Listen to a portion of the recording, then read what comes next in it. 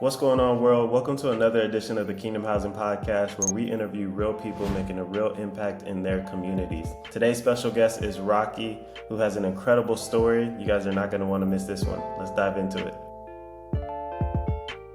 Rocky, welcome in. How are you doing today? I'm doing great, thank you. How are you?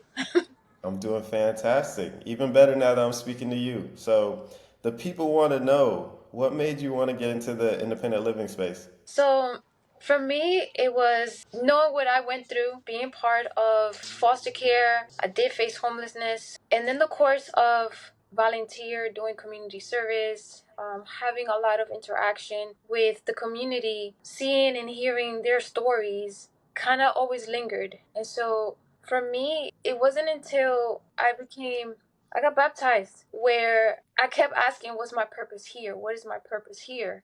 I'm doing what it is I wanted to do, but there was still something there. And so when it just started, things started to falling into place, and I knew exactly who I wanted to serve. So that's how Fernandez Place supportive living came to life. That's so good. Before I started my housing program, I regave my life to Christ as well. I thought I was going to be, a famous fitness trainer in the space because I went to school and got my master's in exercise science, and God had a different plan. So grateful for you accepting his call and moving forward with what he placed on your heart as well.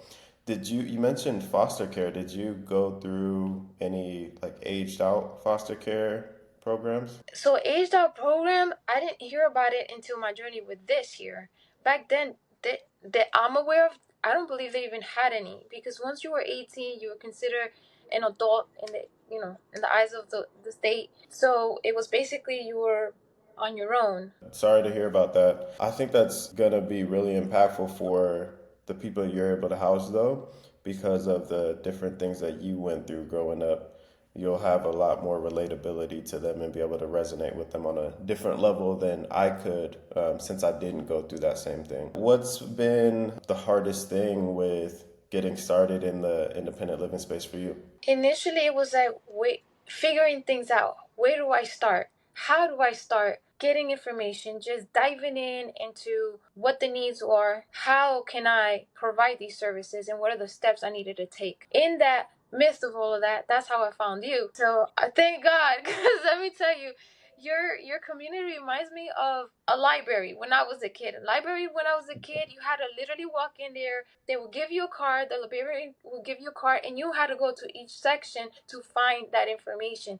So your community has been very informative, very a pinnacle of me being able to put the things that have been instilled in me to put it together. So thank you for your community.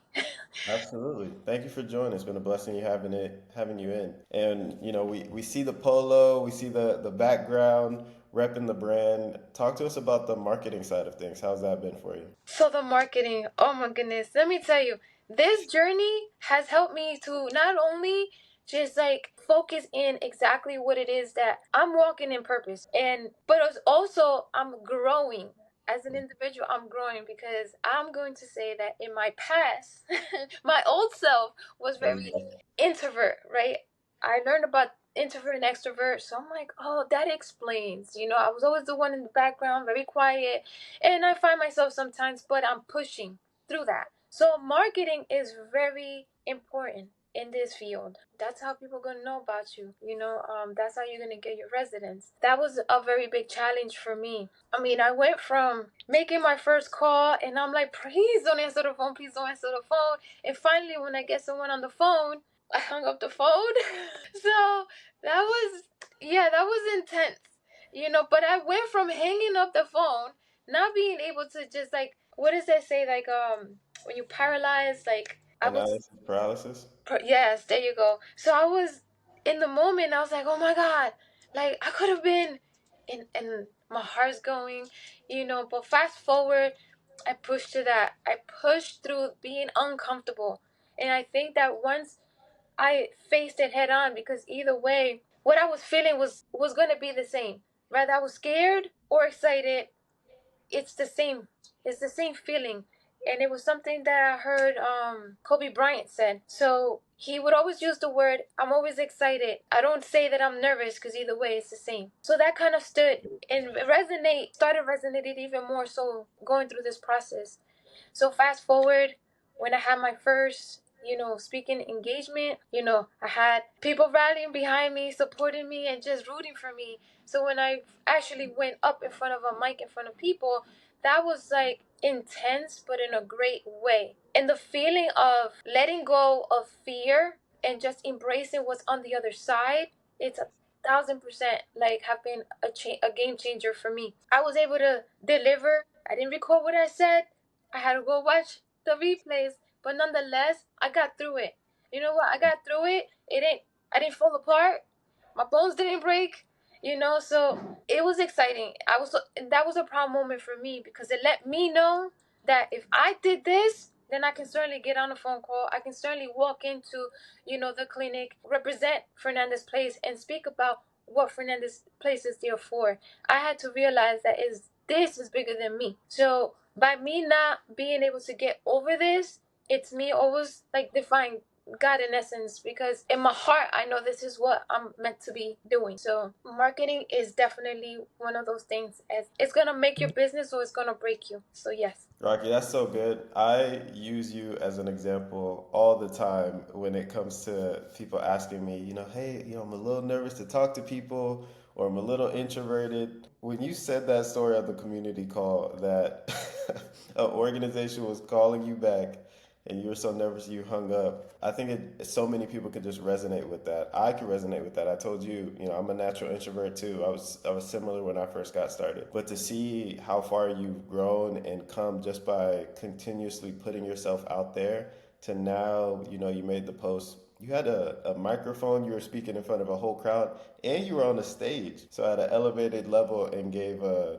perfect speech representing your company. So kudos to you. I'm really proud of you for that. I think that's a huge achievement in itself. Part of this process is becoming a different person as well.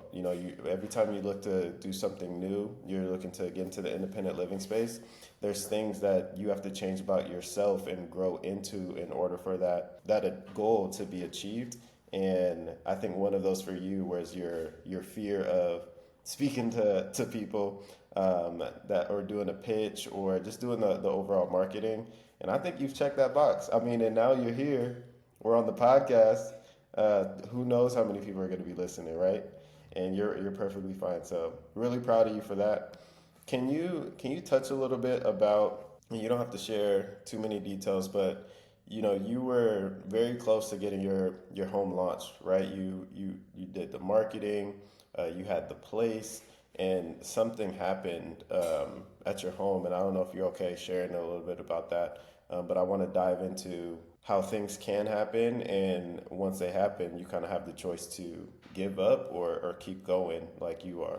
Yeah, I don't have a problem sharing. It's part of our journey, and also I feel like it's a testament to for anyone that is, rather rebuilding, building, and things fall apart. What you do with it next is very important. So for me, to share it isn't, I think in the moment I was so devastated, but allow myself that moment to kind of process. And now it's like my open house June 7th, it was perfect. It was the way it was supposed to turn out. I had invited several people. Last minute they wasn't able to. We had rainy day. It was super rainy day, but the people that were supposed to be there, and I was low key praying that they didn't show up, because again, it was me still having to the goal space. I'm like, if I have invited people, a lot of people, that means I have to speak in front of everyone. So Yep. that was where my head was at then. And, it was a handful of people, but the most important people that needed to be there was there. So what I didn't share with you is the name. Why Fernandez Place? When I was going through the midst of foster care and, bouncing from basically homeless, there was a family. There was who's now, she's like my sister, to be honest. We known each other since high school. No one knew that part of me because I never shared. So none of my peers really didn't know me simply because I kept that hidden. Her and her family are very traditional Cuban family. So she saw me coming around. She had asked her mom if I can stay over. And her mom was very old school. Hey, I need your mom's phone number and the address, and she needs to come here so she knows where you're staying. And anything happens, she knows you're here. So I'm like, no, no, no, it's okay. Long story short, she ended up finding out. The whole family ended up finding out my situation. They were not part of the foster care parent. They had no reason why they should even help me out. But they did. They took me in as one of their family member, as one of their own, because I never felt out of place. That's the first time I saw a safe, stable, dignified place. It's where I saw a healthy family dynamic. I saw the interaction. I saw how they were towards me. That stayed with me. That moving forward, when I realized this is I needed to be at, is where when I had to sit down and figure out a name for a business, I didn't have to figure it out, because the first thing that popped into my head was the obvious for me was Fernandez Place, because the family that took me in years ago, which was like a little over 30 years ago, was Fernandez family. That's good. And Fernandez Place represents everything that they showed me. So it's very important for me to carry on that name based on the compassion and the love that was shown to me. That's Fernandez Place.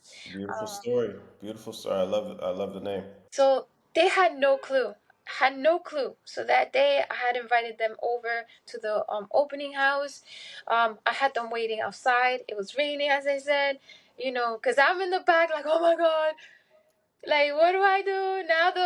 Setting in, but I pushed through that. When I opened those doors, I mean, it was the best feeling in the world to be able to give back in some ways and showing someone their appreciation, and how the seed that they planted in me, even if they didn't know it at the time, what is done, and how compassion and how love and everything they showed me, how that does go around, and that does changes, because it changed me as a person. It changed me not just as an individual, but also as a mom.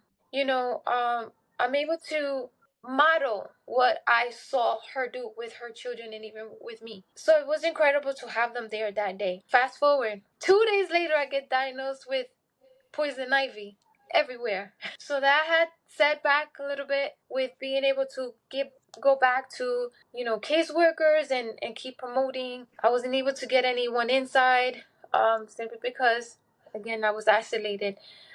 Fast forward June 29th, I get a call. I get a call that I think no one would ever expect to get called. I know I wasn't. Fernandez Place is in a 3-family house. The first floor was dedicated for the program. Second and third floor was traditional, just landlord tenant. So I get a bunch of calls, and I'm like, that's unusual. So I answer the phone. And still to this day, it kind of echoes when she's like, everyone's out of the house. There's been a fire.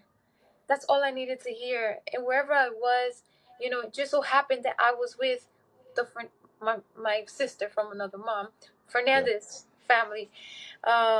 I had her stay with my kids. I'll keep you posted. I drove over to the property. Sure enough, I met with the fire department. I go inside, the third floor. It was electrical fire. Nothing that I could have prevented or something that the tenants did. It's an older house, electrical fire that happened inside the wall. So there's no way of even preventing or knowing. So of course I'm like, oh my God. Like, just watching that in the moment, like I had just finished repairing everything you can possibly think of. Right. So nonetheless, thank God no one was hurt. The devastating part for me was not watching tenant leave. Now what they know to be home is no longer. The house is boarded up. That first few days was tough because, like I said, I couldn't leave them hanging. So I did assist in as best as I could to provide them resources, or at least assist in finding them homes. So the house is still boarded up. However, there was never a shadow of a doubt as to like what I was going to do. It was something that my daughter said, because my kids have been very, hands-on. Rather we spent nights there, you name it. Rather shopping, they've been there all the way. So my daughter she took it hard. Her question to me was like, "Mom, what should we? You work so hard at it. What are we going to do?" I was like, "The best thing I know what to do is keep moving forward, like rebuild." And that has been my life. It's always rebuilding, building when I have to face adversity or anything in the past. Otherwise, I wouldn't be here today. So there was never any doubt that I was going to rebuild better than ever. Yeah. And now Fernandez Place, when this is all said and done, will be not just one floor, but three. So, yes. So I'm excited over that. And right now, I'm in the process, believe it or not, on now finding legitimate contractors to go ahead and move forward with that project. So that is coming, and I'm excited about that. Fix it up, man. Rocky, I cannot put into words how much I respect you from just having to deal with all that and how you maintain to continue to show up throughout that process as well. I just want to put it in perspective and kind of recap for everyone. You already had a home, an investment property that you owned. It's a three-story, family home. The top two floors were being used for traditional renters, and that first floor you set up for independent living. You furnished it, had the beds. You did your marketing, get the website set up. You do your open house, and you're still nervous, right? At your open house, you don't want it, you're like, man, I hope everyone comes, but at the same time, hopefully not too many people come. That way I don't have to talk to everybody. But go through that whole process, and then it's like right after that, you get hit with poison ivy. Then later that month, you hear about the fire and not being able to open and having to relocate your other tenants that were already at the home. And I remember you shared it with us on the community call, and we all prayed about it and covered you, but you were still showing up after that. You're like, all right, so then I'm going to double down on what I can control, which I think gave you the time. And maybe, God always has a plan for everything, right? But from that open house, Rocky, you were still nervous about pitching to organizations and having conversations, right? You just had the property ready to go. This version of you is speaking on stages and pitching and talking about Fernandez Place openly and confidently. You're knocking down organization doors to say hello, drop off flyers. And I think God gave you the time you needed to become that version of yourself and make more room. Because, like you said, now instead of it just being the first floor, you're going to have all three floors to utilize, which I think is a blessing in its own. So, thank you so much for sharing that with everybody. I think that's going to bless people for sure. And thank you for just not giving up, staying positive throughout the journey.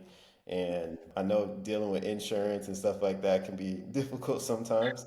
But hey, you made it through. You're on the part now to where we're connecting with contractors, praying that you get a good one that's able to see your vision and help you get the home set up the right way. And I can't wait for you to open your doors when the time is right.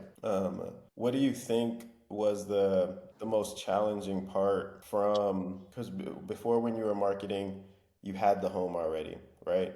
Um, uh, what was challenging for you maybe starting to market after you didn't have the home, and how did you adjust, or did you change your pitch at all? Because when I teach people, I usually recommend marketing before the home, right? But you were in a unique situation because you already had the home. So curious if you felt any differently, or had any adjustments when you started marketing after you didn't have the home anymore. I did. So initially, even speaking to you in the community in our meetings, I'm like, how do I pitch to them without saying, well, by the way, the house is boarded up, but we're gonna do this. Like I would be like, wait, I don't know that I wanna, you know. So I had to kind of like mindset. Everything is always like shifting and allowing yourself that like there's not only one way of doing something. So I had to again just step back and okay, so we had this, taking in consideration what I was being told, and how do I apply this together to now it's like, hey, this is because now I do have a model, I have pictures and I have videos. This Yep. is what I was like, but it's gonna be better. Like, like, so this is what, what we are going to deliver. And just going there knowing that like my confidence, honestly, I think has been a big part of it. Like has been the biggest transformation for me to be able to go there, because now I'm not in my thoughts of like being nervous or am I going to say the wrong thing or the right thing. My focus has shifted to where I'm like, okay, this is what we're offering, this is how we can help you, and this is why you should partner up with us, Mm-hmm. which is totally different prior to the fire. It's one thing I will tell you, I never question why things happen in my life, because I realize God has only prepared me, even through my pain, like everything that I've gone through from childhood to everything that I've gone through in life has led me to this part. So the fire was like, okay, God, what did I miss? Leave. Just tell me, where am I supposed to go from here? Is this a sign like I shouldn't be doing? None of that. Never, none of that. But the moment I put it back on Him as to like, tell me, what do you need me to do? And for me, that moment, as you mentioned, was growth. I needed to go through that. Like, and not that the fire, I mean, I like to say that God has like a funny sense of humor because of fire. But that fire put a fire in me. Like Let's go. it just like ignited it even more. Where it's like, okay, it's head on. Let's go. Let's do this. That fire had allowed me to grow. Had allowed me to continue to pour into more like knowledge, information, hearing, watching, applying, which has helped me with my pitch. I'm still working on my pitch, which I think that that's something for me, I want to be a better version of myself than I was yesterday. I've been very blessed that I've had people, communities, wanting to assist, believing in my cause, even believing in me, even when I didn't believe in myself. Just record yourself, doing it, even if you laugh, start over. That doing it, repetition, repetition, repetition has led me to the point where like I'm in your podcast.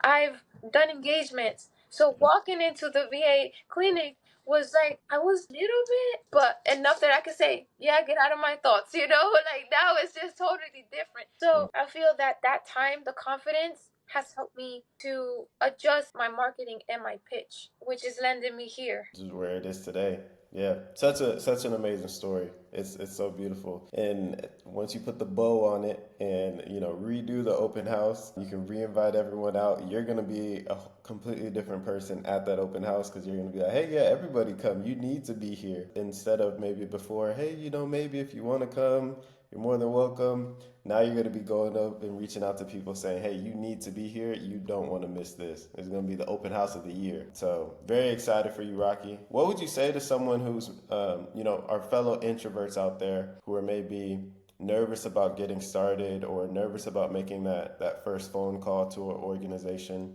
I think there's nobody better than to you to speak on it, since an organization, called you back and you hung up in their face just out of, we'll call it nervousness. The old you, though, not the current you, the old you did that. So what would you say to someone who is similar, and that may be a internal fear of theirs, is the marketing part and connecting with other people? So I'm gonna tell you how introverted, right? Because that's what they're calling it. I was so introverted that in high school, my classmates didn't even know I had a voice. Like, this is a true story. They thought I was mute or I had a stuttering problem that I didn't speak. I remember my English teacher, I was so upset about it because I'm like, who fails English? Like, I did my homework, I did everything he wanted me to do. The only thing that I did not do was participate. Every time he would, you know, raise your hand if you wanted to, like, read a statement or whatever, participation. Zero for me. When he would pick on me, zero. Fast forward, I ended up in summer school and I was so upset because I didn't understand why until the end of the summer. So that first year, that summer, I'm like, I have to do this because I don't want to repeat it again. When I raised my hand, I remember which ended up being my friend later, but he turned around and said, I didn't know you spoke. Like, oh my gosh. So everybody was like, it was a commotion that day. I went from that kid that was afraid of their own shadow, that I didn't want to step on no one's toes, the one that you would always catch me in the corner. Like I felt like I had to dim my light so that I didn't attract any type of attention, and that carried with me. Like this is a transformation. So if I went from that to having the ability to be here and not only just talk but share my story in real life with strangers, with with basically my community, people that have known me are now finding out certain things about me. Anyone else can do this. Like anyone. There was one, I was in a community where the coach had said, before you leave here today, drop something in the chat that you're going to put down and you're going to let it go. And that one thing I wrote was fear. I never looked back. And I also had to understand that I can't say that I walk in faith but still holding on to fear. It's one or the other. So fear had to go. And you know what? I know my God has got carried me. Like he really does. So it's landed me here. Put in the work because you're worth it. No matter what life has thrown at you, it's like your story may be painful in the moment. Like you feel you're the only one going through something. I've been there.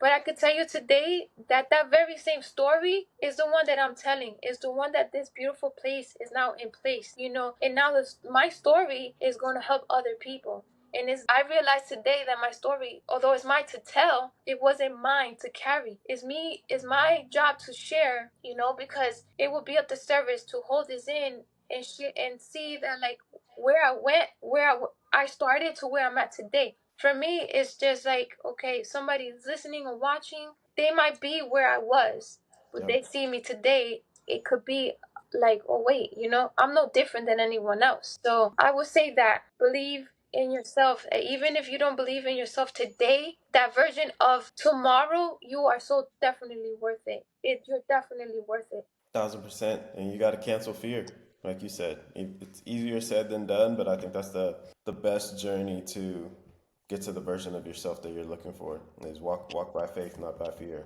Man, Rocky, super proud of you. I respect you. I look up to you, and I appreciate all the positivity and wealth of information, knowledge that you share inside the Kingdom Housing community. Definitely want to have you back on after the Fernandez Place, we'll call it 2.0, is up and running after the contractors are done, so we can hear about the experience of your second open house and how that goes. But thank you so much for taking the time to bless all the people who were able to listen today, and I hope you have a great rest of your day. Thank you for having me on your platform. I appreciate it, and thank you for your community. And for those who are not in your community, it's a disservice. Trust me. Thanks, Rocky. Appreciate you.